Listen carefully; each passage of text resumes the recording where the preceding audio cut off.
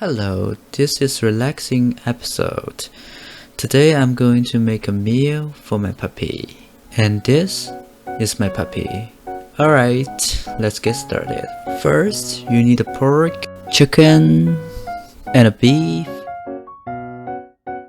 and also a carrot, veggies, and an apple. Boil the water.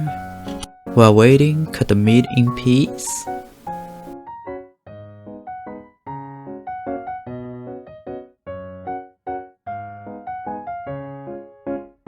After the water boiled, just throw all of them in the water. After 100 years later, just take them out. Next, let's do some artworks till like this.